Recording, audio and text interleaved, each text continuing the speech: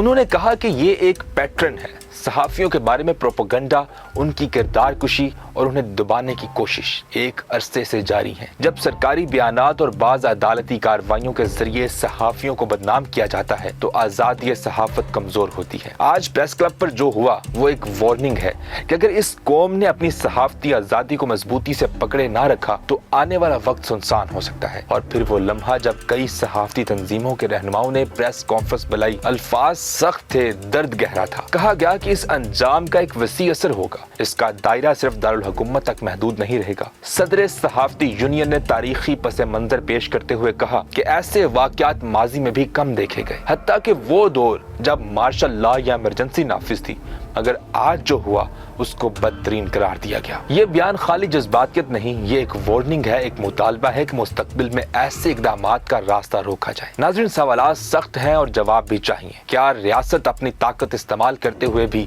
آئین، قانون اور صحافتی آزادی کا احترام کر سکتی ہے؟ کیا انفرادی غلطیوں کو سرکاری سطح کی غفلت قرار دے کر چھپایا جائے گا، یا شفاف تفتیش کے ذریعے ذمہ داران کو قرار واقعی سزا دی جائے گی؟ عوامی امن چاہتا ہے کہ قانون نافذ کرنے والے ادارے نظم برقرار رکھیں، مگر سوال یہ ہے کہ نظم کی بحالی کا مطلب کبھی بھی آزادی کے بنیادی ستونوں کو توڑنا نہیں ہونا چاہیے۔ یہ واقعہ اس لیے بھی معنی خیز ہے کیونکہ یہ ہمیں یاد دلاتا ہے کہ سچائی کو گمراہ کرنا یا خاموش کرانا ہمیشہ مہنگا پڑتا ہے۔ اس دن جب کیمرے ٹوٹے، اس دن جب قلم خاموش ہونے لگا، ایک اور حقیقت واضح ہوئی: سچ کو دبایا جا سکتا ہے مگر دفن نہیں کیا جا سکتا۔ صحافتی برادری کے روز محاسبہ کے بعد شاید ایک موقع ایک ایسے ڈائلاگ کا جس میں حکومت، پولیس اور صحافتی تنظیمیں بیٹھیں، معاہدہ کریں اور اس تاثر کو ختم کریں کہ ریاست اور میڈیا ایک دوسرے کے دشمن ہیں۔ سچائی کا تقاضا یہی ہے کہ جہاں بھی غلطی ہو اسے تسلیم کیا جائے، جہاں بھی زیادتی ہو